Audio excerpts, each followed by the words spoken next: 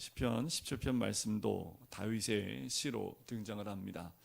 다윗이 고난 가운데 있을 때 그때 쓴 시편으로 추정이 됩니다. 정확하게 어떤 시기에 어떤 사건에 이 시편이 쓰여졌는지는 정확하게 나와 있지 않기 때문에 그 배경이 되는 사건은 알 수 없습니다. 하지만 다윗이 겪는 고난을 전체적으로 보게 된다면 오늘 이 말씀이 이해가 되는 말씀이지요. 다윗은 사울의 충성스러운 종이었습니다. 신하였지요. 그런데 사울이 왕으로 몇 번의 실수를 거치면서 하나님을 통해서 이제 왕이 되지 못하고 그 다음 다른 왕에게 그 자리를 물려줄 것이다 라는 말을 듣게 됩니다. 하나님께 버림받은 왕이 되었지요. 그리고 그 다음에 왕이 될 사람, 가장 유력한 후보자가 다윗이었습니다. 사울은 다윗이 자기 대신 준비된 왕이라는 것을 알고 있었기 때문에 더더욱 사울은 다윗을 시기하게 되고 모함을 통해서 그를 제거하려고 합니다. 다윗을 반역자로 몰아서 제거하려고 할 때에 분명히 많은 사람들이 다윗이 잘못된 사람이 아니고 그리고 반역자가 아니라는 것을 알면서도 정직한 자의 말을 믿지 않는 것을 다윗은 경험하게 되지요.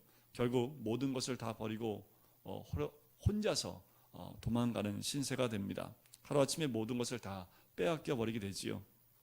이 시는 바로 이 억울한 일을 당했을 때 다윗이 억장이 무너지는 심정을 하나님 앞에 고백하고 기도드리면서 지은 시입니다.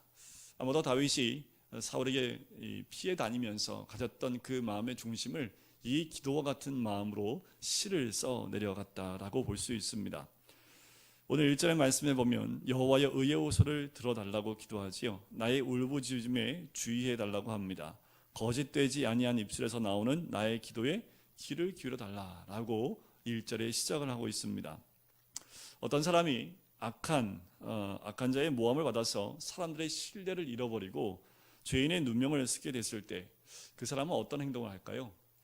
분명히 잘못한 거 하나도 없는데 오히려 악한 사람이 모함을 해서 모든 사람이 오히려 나를 신뢰하지 못하고 죄인의 누명을 쓰게 됐을 때 우리는 어떻게 행동하시겠습니까? 여러분들 조금만 오해만 사도 억장이 무너지는 것 같고 답답하고 미치겠는데, 그죠? 그런데 한 나라의 그러니까 장군의 역할을 했던 충성스러운 충신이었던 사람이 한순간에 이제는 반역자로 몰려서 쫓겨다니는 모습을 한번 상상해 보시면 다윗의 마음이 어땠을까라는 것은 아마 짐작이 될 수 있습니다. 이런 상황 가운데 거의 대부분은 둘 중에 하나입니다. 자포자기하고 생을 마무리하든가 아니면 복수를 하기 위해서 이를 갈면서 칼을 갈면서 복수할 날만을 기다리고 있는 것, 거의 대부분이 이 두 가지로 사람들이 등장을 하지요. 그렇다면 하나님 백성은 이 억울한 일을 당할 때 어떻게 해야 될까라는 거지요. 근데 어떻게 해야 될까요? 억울한 일을 당하면 우리 어떻게 해야 됩니까? 첫 번째는 도망가야지요. 잡히면 죽으니까 일단은 도망을 가야겠지요. 그리고 마음속에 울분이 우러나는 거 어쩔 수 없습니다. 모든 사람에게 동일하게 일어나는 건요, 오해받고 모든 사람한테 죄인 취급받게 되면 그 마음에 우라가 치밀어 오르는 것은 당연합니다. 근데 그 상태로 내버려 두면 우리 믿는 사람도 믿지 않는 사람과 별반 다르지 않는 결정과 결단을 할 수밖에 없다라는 거지요. 그럴 때 이 1절처럼 다윗이 나의 기도에 귀를 기울여달라고 하나님께 기도하는 것처럼 하나님 앞에서 계속 기도하면서 자신의 믿음이 흔들리지 않도록 하나님 앞에 서 있는 모습이 정말 중요합니다. 성경에 이와 같은 모습의 대표적인 한 사람이 있습니다. 오해받아서 감옥까지 간 사람이 있잖아요. 그죠? 요셉입니다. 근데 요셉을 보면 어느 한 군데에도 요셉이 포기했다는 얘기가 나오지 않습니다. 자살 시도를 했다는 얘기도 없고요. 그리고 그 보디발 장군의 아내를 향해서 이를 갈다라는 말도 등장하지 않습니다. 그가 있는 곳에서 하나님 앞에 무릎 꿇는 그 모습이 분명히 있었던 것 같아요. 왜냐하면 그의 마음이 하나님을 향한 마음이 조금 더 흔들리지 않는 모습을 보여주기 때문에 그가 아마도 그 모든 환경 가운데 억울함을 드러내는 것보다 하나님 앞에 무릎 꿇었던 사람이 요셉이 아니었을까라는 거지요. 우리가 그렇게 하나님 앞에 무릎을 꿇을 때 하나님 때가 되면 하나님께서 그 모든 것들이 시간의 낭비가 아니라 하나님이 세우신 사람으로 하나님 때에 세운다라는 겁니다. 요셉은 13년 동안 노예와 감옥살이를 했지요. 그 시간이 참 낭비되는 시간일 수 있습니다. 팔려가서 노예로 그리고 감옥에서 그렇게 13년 젊은 시절을 다 보냈다고 할 수 있는 그 13년을 보냈지만 감옥에서 바로 애굽의 2인자 위치까지 올려주시는 하나님의 은혜를 보게 되지요. 이와 같습니다. 시간의 낭비인 것 같지만 하나님 앞에 기도하고 하나님 뜻대로 믿음을 잃어버리지 않으면 때가 되면 하나님의 사람으로 준비된 사람은 사용되어지고 하나님이 쓰시게 되어져 있다라는 거지요. 우리가 사건이 올 때, 그런 억울한 일이 있을 때 사건에 집중하다 보면 하나님의 음성을 듣지 못합니다. 사건이 일어날수록 우리는 어떻게 해야 될까요? 사람들의 오해를 살도록 어떻게 하면 될까요? 기도하면 됩니다. 일단 하나님 앞에 기도하기 시작하면요, 마음이 차분해져요. 마음이 차분해지면 사건에 의한 감정으로 휘둘리지 않고요, 이 사건을 하나님 눈으로 볼 수 있는 시각이 조금씩 열리게 된다는 거지요. 다윗은 이 사건이 있을 때 다윗도 자포자기하지 않았습니다. 일단은 오해를 받았을 때 잡히면 죽으니까 최선을 다해서 도망가게 되지요. 왜냐하면 다윗은 지금 일어나는 일이 자신의 생애의 전부라고 생각하지 않았습니다. 만약에 지금 일어나는 것이 자기 인생의 전부다라고 생각했다면 도망가는 것을 포기하고 자기 인생을 그냥 사울의 손에 내어 맡겼을 것입니다. 다윗은 쫓기고 있지만 반드시 하나님 때가 있을 것이라는 그 믿음을 가졌던 사람이 이 다윗입니다. 우리도 어려운 때가 있을 수 있습니다. 어려울 때 우리가 공경에 처했을 때 그때 우리가 어떤 자세가 필요한지 우리는 너무도 쉽게 자포자기하고 내 시간을 그냥 포기한 상태로 그냥 보내는 경우가 굉장히 많습니다. 실제로 생을 마감하고 그냥 끊는 그것을 선택하는 사람들이 굉장히 많다라는 거지요. 그것은 믿지 않는 사람이랑 믿는 사람이나 다 동일한 것 같아요. 그리고 우리가 어려울 때 우리의 삶 가운데 우리를 지탱해 주는 게 또 하나가 있어요. 안 좋은 건데 미움입니다. 미움으로 나를 지탱해 가면 미움의 화신이 되지요. 복수의 화신이 됩니다. 얼굴에 그 모든 것을 가지고 살 수밖에 없는 거지요. 그러면 쉽게 누구하고 손을 잡습니까? 복수하기 위해서 악한 자와 손을 잡게 되지요. 그러면 나를 이렇게 몰아붙인 사람과 내가 별 사이가 없다라는 겁니다. 믿는 사람이 악한 자와 손을 잡게 되면 나를 그렇게 안 좋은 곳으로 또 오해받는 그런 곳으로 나를 던져버린 그 사람과 별반 다르지 않다라는 거지요. 우리가 어떤 순간에 있다 할지라도 철저하게 깨끗하게 하나님 앞에서 준비되어지는 자세가 정말 필요합니다. 아무도 알아주지 않을 때, 모두가 오해하고 아무도 나를 찾지 않고 알아주지 않을 때 철저하게 하나님의 말씀 앞에 바로 서야 한다는 거지요. 다시 회복할 수 있고 다시 믿음 가운데 설 수 있는 것은 하나님 말씀 앞에 서는 것 외에는 없습니다. 힘들어요? 예배 들어 나오십시오. 힘드세요? 무릎 꿇으시면 됩니다. 어려우세요? 모든 사람이 오해하고 있어요? 말씀에 집중해 보십시오.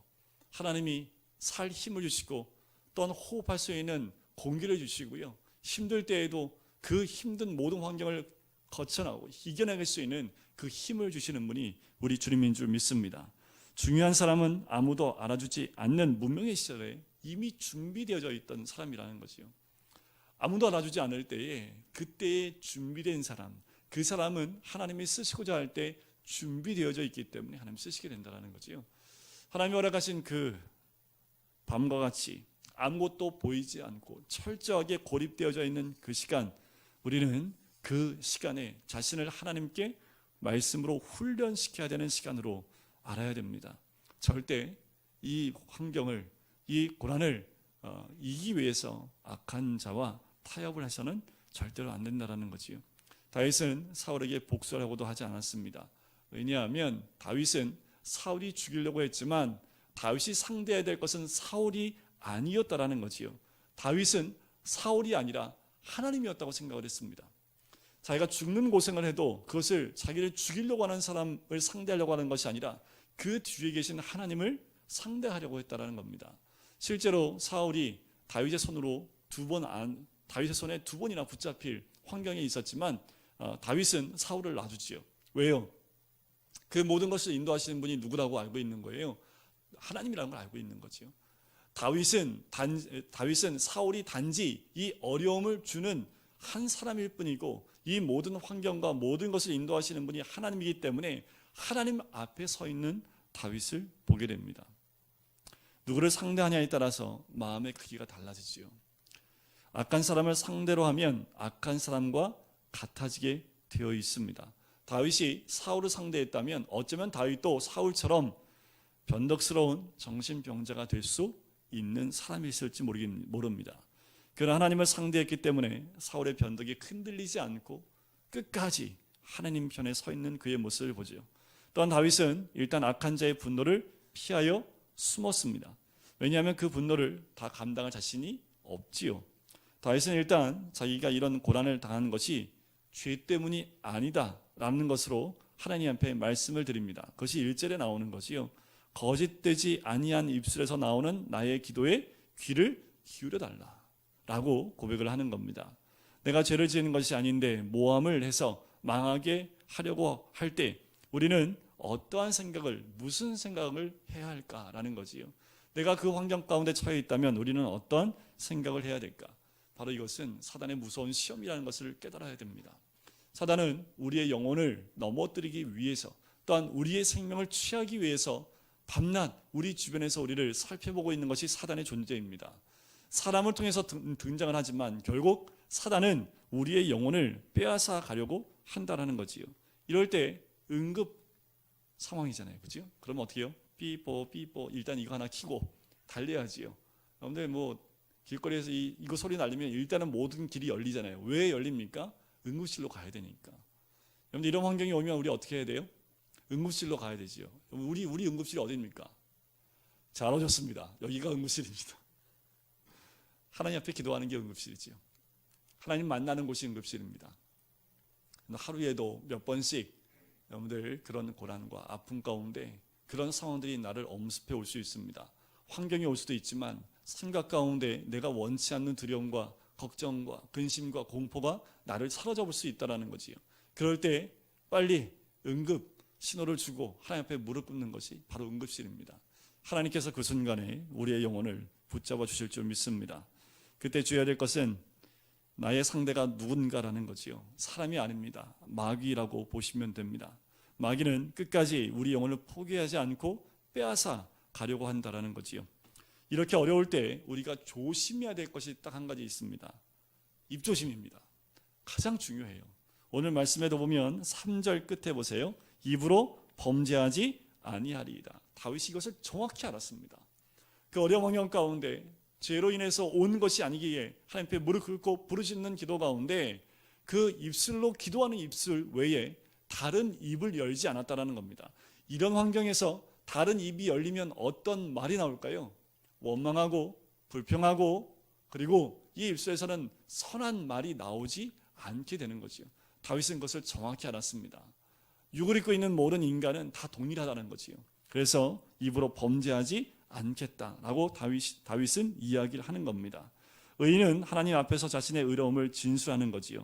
바로 다윗은 법정 앞에 서 있는 것처럼 이 문제를 진술하고 변론하는 모습으로 나갑니다. 그래서 2절에 보면 이렇게 얘기합니다. 주께서 나를 판단하시며 주의 눈으로 공평함을 살피소서.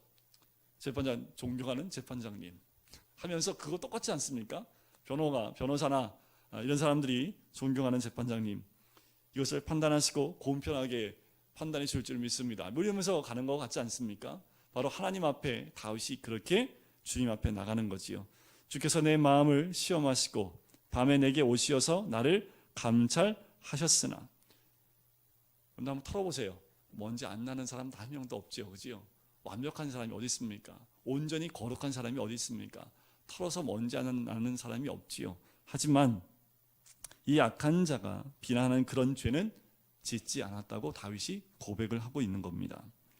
자, 이렇게 어떤 사람에 의해서, 악한 자에 의해서 비난을 받고 내가 짓지 않은 죄에 대한 부분에 대해서 모함을 받을 때, 이때 다윗이 했던 첫 번째가 뭐였냐 하면 3절에 나오는 밤에 내게 오시어 나를 감찰하셨으나, 이 말은 뭐냐 하면 하나님 앞에서 말씀으로 나를 다시 돌이켜보기 시작했다는 겁니다. 밤에 하나님의 눈으로 자기 자신을 살펴보았다라는 거예요. 정말 내 안에 그런 죄가 있는지, 그 사람이 나를 모함하는데 그게 모함이 아니라 진짜 내 안에 그런 마음이 있었는지 하나님 앞에서 밤을 새가며 하나님 앞에서 점검을 해보는 거지요. 자신을 살펴보는 겁니다. 다윗이요, 그냥 아니라고 얘기하지 않습니다.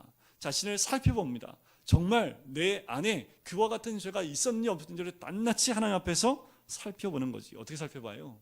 말씀입니다. 말씀 앞에 자신을 비추어 보고, 또 죄 가운데 있었던 것은 있지 않은지, 그가 공격하는 그 죄가 내 안에 있지는 않았는지 라고 살펴보았다는 거지요. 다윗이 얼마나 죄를 많이 지었길래 혼자서 아무것도 가져오지 못하고 한밤중에 도망가는 신세가 되었습니까? 이것을 이렇게 보셔야 됩니다. 이게 마귀의 시험인지 하나님의 심판인지 이게 헷갈리면 절대로 안 돼요. 근데 너무 고난이 깊으면요, 이게 살짝 하나님이 나를 심판하시는 거 아닌가, 이런 오해를 할 수 있습니다. 분명히 하나님의 심판과 그리고 하나님의 연단은 달라요. 심판은 끝나는 거지만 연단은 유익이 있습니다. 그지요? 연단은 하나님의 회복함이 있습니다. 연단은 믿음 가운데 다시 우리를 일으켜 세우시는 그 놀라운 복이 있다는 거지요.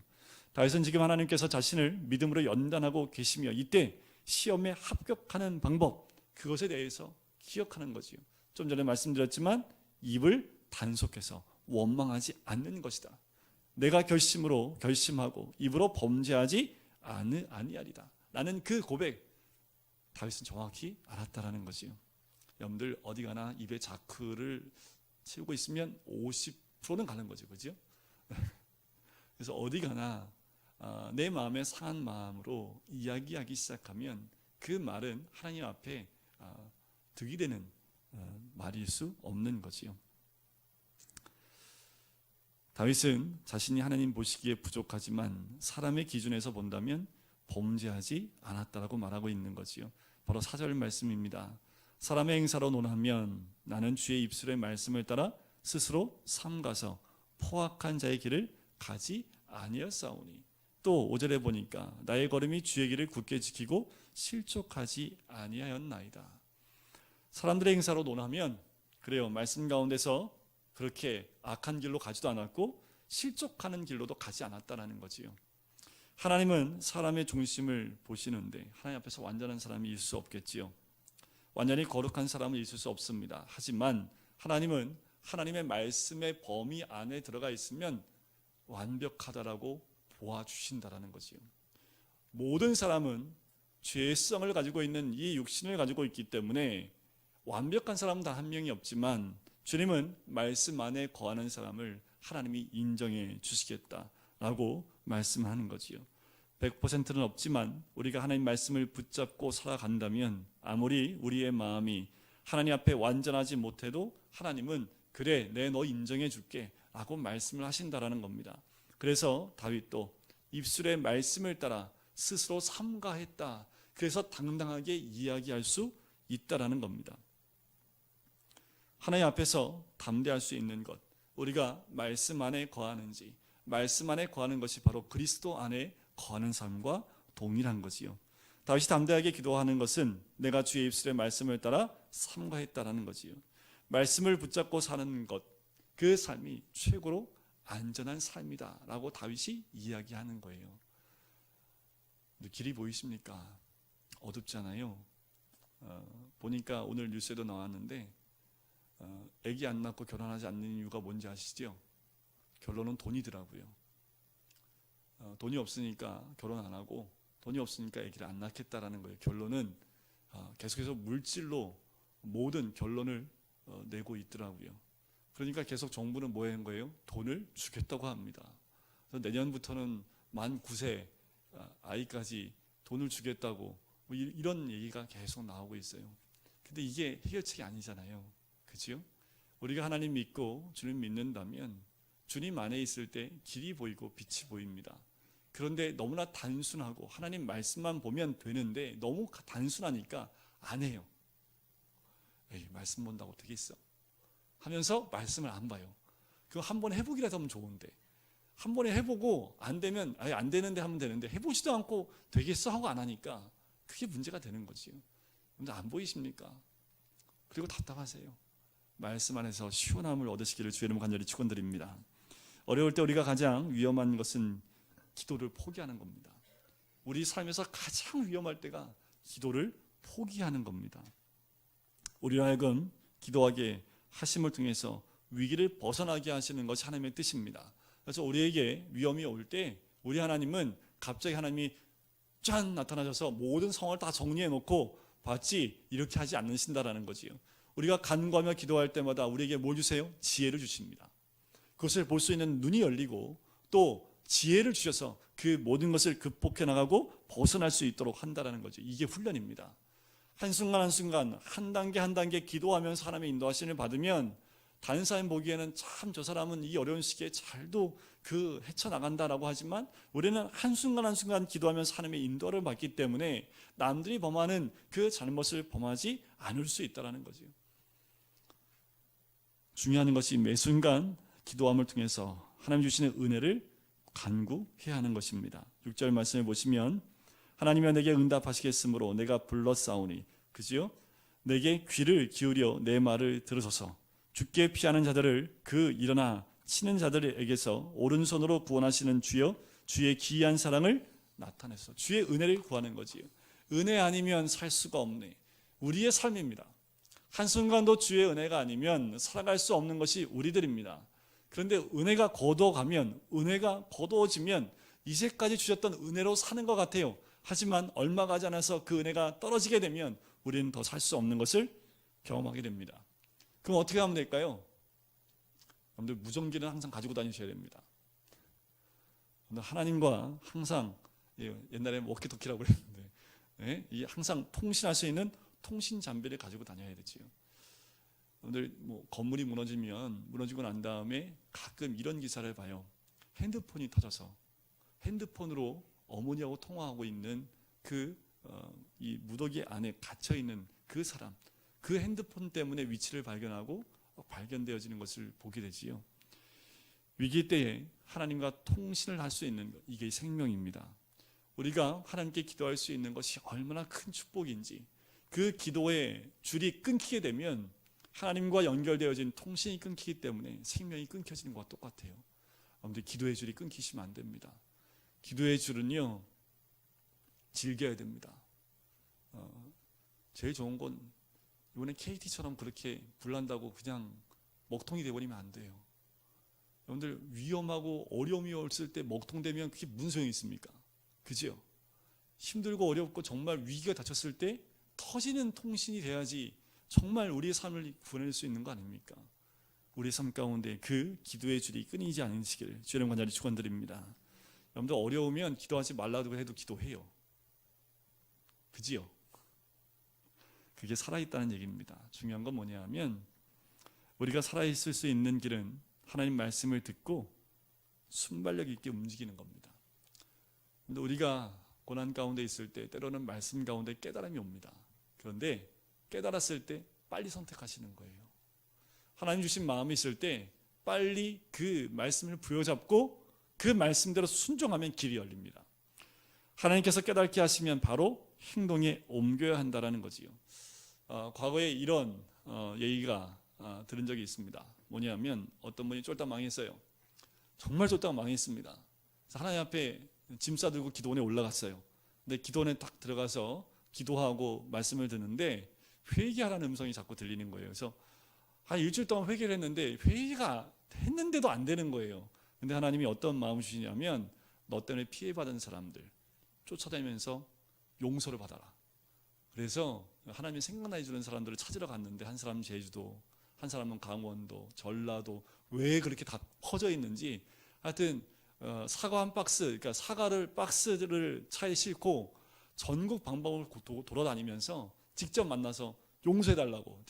뭐 옛날 얘기냐. 일단 무조건 내가 용서한다 말부터 하라고. 그래서 다 다니면서 용서를 받았대요. 그런데 참 하나님의 놀라운 섭리는요, 그 용서를 다 받고 나니까 이분이 길이 열리기 시작을 해서요, 다시 회복되어지는 하나님의 은혜가 있었다고 합니다. 이런 간증들을 들어보면 하나님 음성이 들릴 때 순종하는 거. 에이, 뭐 그렇게 한다고 뭐 되겠어 하고 안 했다면 어떻게 했을까요? 그 인생이 회복되지 않았겠지요. 하나님 주시는 그 음성에 우리가 행동으로 옮기고 하나님 주신 마음으로 움직이기 시작하면 그때부터 하나님이 역사해 주신다라는 거지요. 어려울 때에는 하나님과 내가 완전히 하나가 되어야 됩니다. 그래서 하나님 마음이 내 마음이 되셨어요. 그 어려울 때는 하나님 주신 마음 가지고 살기만 하면 돼요. 하나님 주신 마음 가지고 살기만 하면 됩니다. 그러면 생명이 살아나고요, 내가 살아날 수 있습니다. 중요한 것은 그때그때 하나님의 지시에 민감하게 반응하는 것이 정말 중요합니다. 저희 어머니도 아프실 때, 그리고 우리 환우분들 병원에 가면 아프실 때 보면 굉장히 온 몸에 그 감각이 살아 계셔요. 아프니까, 통증이 오니까 온 몸에 이 감각들이 살아 있어서요, 바늘 하나 딱 찔러도 정말 보통 우리가 건강할 때 이 주사를 맞는 것보다 굉장히 아프다고 합니다. 그 고통 치수가 엄청 높대요. 그 모습을 보면서 우리가 고난 가운데 있을 때 그렇게 하나님 앞에 그 아주 작은 거에도 민감하다면, 글쎄 병원에서는 치료받으면서 고통은 있지만 그 고통 가운데에도 회복의 귀한 은혜를 누리게 되잖아요. 신앙도 마찬가지입니다. 우리가 힘들고 어려울 때 더 안테나를 세우고 하나님 말씀에 민감하게 움직이면 하나님께서 나와 함께 하시는 그 순간순간마다 어려운 모든 것들을 극복해 나갈 줄 믿습니다. 그런데 이거 한 번만 경험해 보시면요, 이 맛이요, 한 번만 경험하면 잊지 못해요. 그 다음부터 어떻게 할까요? 그냥 그렇게 가는 거지요. 가장 중요한 것, 모든 것이 악한 자의 뜻대로 되지 않도록 우리는 날마다 중보하며 기도하는 모습이 있어야 된다는 거지요. 8절과 9절 말씀에 보면 그 내용이 나와요. 나를 눈동자같이 지키시고 주의 날개 그 아래 감추사 내 앞에서 나를 압제하는 악인들과 나의 목숨을 노리는 원수들에게서 벗어나게 하소서. 그들의 뜻대로 되지 않게 해달라고 하나님께 간구하는 거지요. 이제 게임 끝난 겁니다. 우리가 날마다 이렇게 간구하면 어떻게 될까요? 일단 싸움은 끝난 거예요. 더 이상 우리한테 손을 댈 수 없습니다. 왜요? 하나님이 보호하고 계시기 때문에 그렇지요. 암탉이 병아리를 보호하고 안는 것처럼, 주일날 말씀드렸던 것처럼 그 화재 가운데 그 새끼를 보호하고 타 죽었던 그 어머니 품속에서 그 화마 가운데 살아남았던 그 새끼 3마리처럼 하나님이 우리를 품어주시면 절대로 그 어떤 세력도 우리를 넘어뜨릴 수 없다라는 겁니다. 우리 하나님 우리를 보호해 주시는 줄 믿습니다. 의인은 고난 가운데서 악한 자의 정체를 자세히 볼 수 있습니다.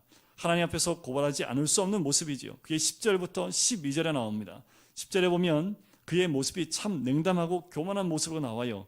자, 거기에 보면 마음은 기름에 잠겼으며 라고 나오지요. 이게 뜻이 뭐냐 하면 자신들이 상처를 주는 사람들에게 닫혀있는 그들의 마음이라는 겁니다. 그러니까 마음이 안 열려요. 나로 인해서 이 사람이 상처받아서 너무 괴롭고 힘들고 눈물을 흘리고 있는데 그 사람에 대해서 마음이 열리질 않습니다. 냉담하다라는 거예요. 무관심하다라는 겁니다. 그들은 동정에 대해서 그들의 마음을 닫아버렸다라는 거지요. 악인들의 마음이 이와 같다라는 겁니다. 그런데 그곳을 향해서는 닫아버렸는데 뭐에는 열려 있어요? 교만한 그 입술에는 열려 있는 그 모습, 무관심하면서 교만한 모습이라는 겁니다.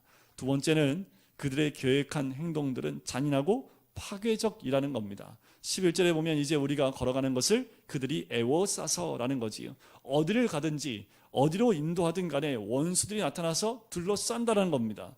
악한 의도가 눈에서 보인다라는 거지요. 그의 눈에 악함이 묻어나오고 있다라는 겁니다. 악의적이라는 거지요.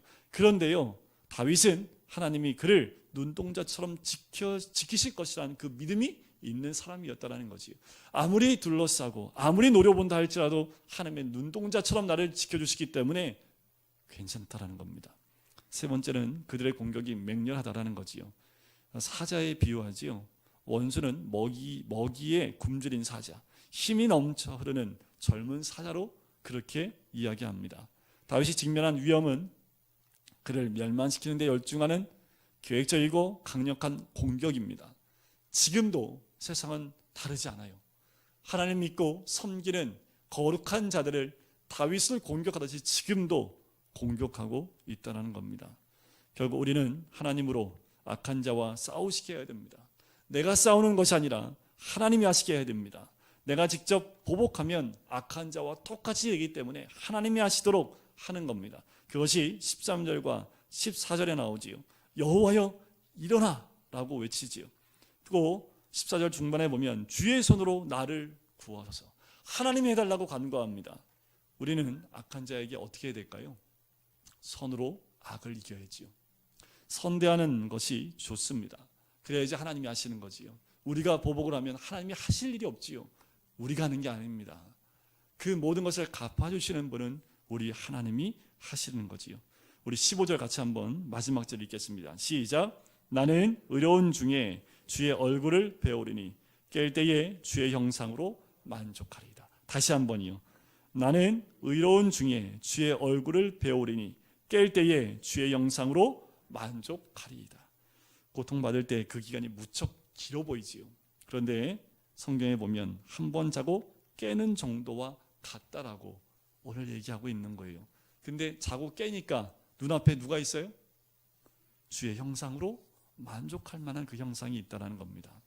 하나님께서는 사랑하는 자녀들에게 불필요하게 긴 고통을 주시지 않는 거지요. 수술할 때 마취를 하지요. 그리고 마취에 깰 때는 눈을 감았다 뜬 것 같대요. 다 그 얘기 하시더라고요. 이렇게 이번에도 한 번 신방을 갔다 왔는데 수술하는데 이렇게 들어가는데 마취를 했는데 이게 꿈을 꿨대요. 근데 보통 마취하면 꿈을 안 꾼다고 그러네요. 근데 꿈을 꿨는데 이제 천사가 이렇게 도와주시는 꿈을 꿨대요. 그리고 이제 눈을 뜨고서 왜 언제 수술하냐고 그랬더니 수술 다 끝났다고. 지금 나 이게 눈 감아서 떴는데 벌써 끝났냐고. 벌써 6시간이 흐른 거예요. 여러분들 수술이 끝나고 나오면 제일 먼저 눈앞에 보이는 사람들이 어떤 사람들이 눈에 선하게 보일까요? 가족들이지요. 그죠? 우리의 영적인 모습도 똑같습니다. 내가 영적인 수술 가운데서 깰 때에 어느 형상에 만족해요? 하나님의 형상입니다. 우리가 이 17편에 나와 있는 이 모습대로 가면요, 결국 이 하나님의 형상이 어디에 나타나게 될까요? 우리 얼굴에 나타납니다. 우리의 삶에 드러나게 되어 있습니다. 어쩌면 마지막 절을 보면서 그런 생각이 들어요. 이 악인들이 존재하는 것은 우리로 하여금 하나님의 형상이 드러날 수 있도록 돕는 사람들이 아닐까. 또 이렇게 얘기하면 아이고 목사님 괴로워 죽겠는데 또 그런 하실지 모르겠지만, 오늘 본문 말씀에 다윗이 마지막에 외쳤던 것처럼 주의 형상에 만족하나이다. 눈으로 보는 형상일 수도 있지만 우리 안에 회복되어진 주의 형상으로 내가 만족합니다 라는 고백이 될 수 있다는 거지요. 여러분들 좀 괴로운 일이 있으십니까? 또 사건이 있으세요? 하나님의 형상으로 나를 또 만들어 가시는 과정이구나 라고 생각하시면 넉넉히 이길 수 있습니다. 우리가 요셉만큼은, 다윗만큼은 그 고난 가운데 있지 않잖아요. 하지만 각자가 주신 그 분량만큼 하나님께서 우리를 회복시키고 인도해 주실 줄 믿습니다. 우리는 오늘 말씀처럼 다윗과 같이 믿음으로 입을 닫고 그리고 하나님의 인도하심 가운데 나가는 우리 모든 성도님 되시기를 주님의 이름으로 간절히 축원드립니다. 기도할까요?